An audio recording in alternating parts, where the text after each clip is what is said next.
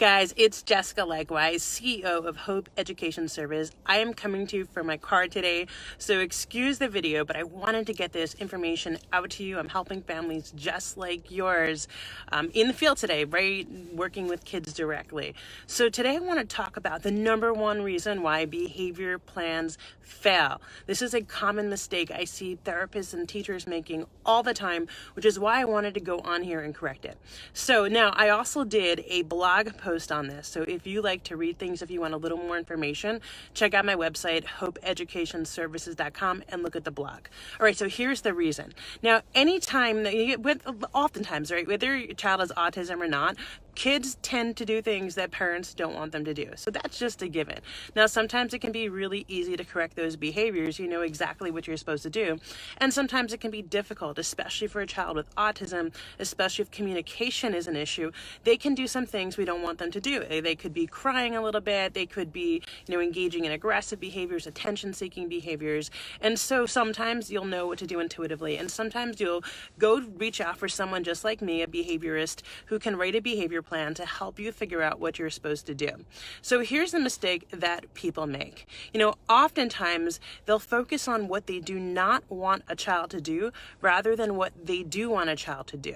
So for example, if your child is crying every time they want a snack, and you'll put a behavior plan in and the behaviorist will tell you, well, don't give your child a snack if he's crying.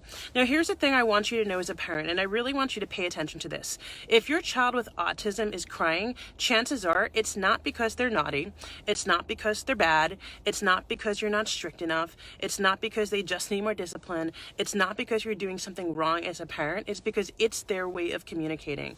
If you want them to stop crying, if you want them to stop engaging in non-compliant behaviors and do what you want them to do, you also have to include in every behavior plan what we call a functionally equivalent replacement behavior. And what that means is we have to teach your child another more appropriate way to get the thing they're trying to get instead of doing what you don't want them to do. So it's a really basic thing. Now, what happens if you create a plan where you're not teaching a child another way to get what they want? It may work initially, but eventually and very quickly, they're going to revert back to doing the behavior that you don't want to see. Why? It's the only way they have to get what they want. If you're not teaching a replacement behavior, it's not only not going to work, but it's unethical. It's inappropriate to tell a child, okay, you can't do the only thing you know how to do in order to get what you want, and I'm not going to teach you another way to do it.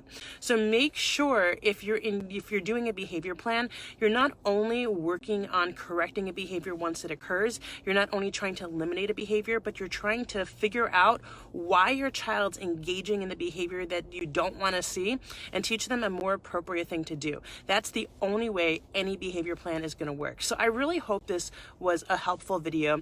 If it is, I would encourage you to like it. Now, if you're watching this on my Facebook Live, if you head over to parenttrainingvideos.com, I saw a bunch of you were on here live today. I put out videos like this every single week. They're totally free. So that's my YouTube channel. Check it out, like it, subscribe to it.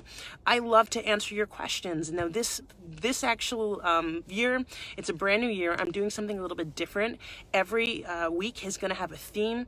Last week's theme is who should be using ABA, what kind of children would benefit from ABA.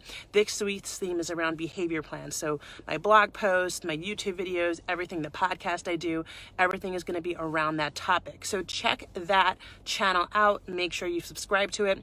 If you have any questions, if you want me to cover something for next week, I don't have next week's theme yet, just type it in the comments of this section if it's on Facebook or on YouTube. I read and respond to every comment, and the way that I come up with these questions is just like yours. So I see Tia has a question. Perfect. Yeah. So Tia, you're working on doing the behavior plans. Awesome. Do me a favor, send me an email. My email is jessica@jessicaleichtweisz.com. That's JESSICA at Jessica Leichtweisz, LEICHTWEISZ.com. Once you get that behavior plan in place, I will read it for you and make sure that they actually have all the parts there. So that way, if you have that behavior plan in place, you're not missing these crucial elements that are really, really important. Every behavior plan I've ever seen that did not have the function, the equivalent replacement behavior, it has failed every single time. And I've never actually seen a behavior plan that did have that replacement behavior and was written appropriately and implemented appropriately that failed. It works every single time. So I'd be happy to do that for you, Tia. Thank you for jumping on here live. Again, any questions, please reach out. Make it an amazing day, and I really hope this video was helpful. Take care, guys.